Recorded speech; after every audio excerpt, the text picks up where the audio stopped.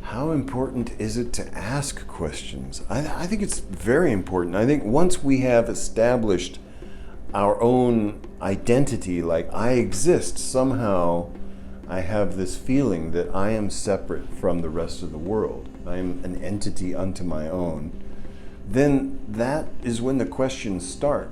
I think it's very important. I don't think one could have a human experience without questioning. So questioning is really the key to life. I would almost say that because we question, it's proof of our sentience. You know, we question, therefore we are.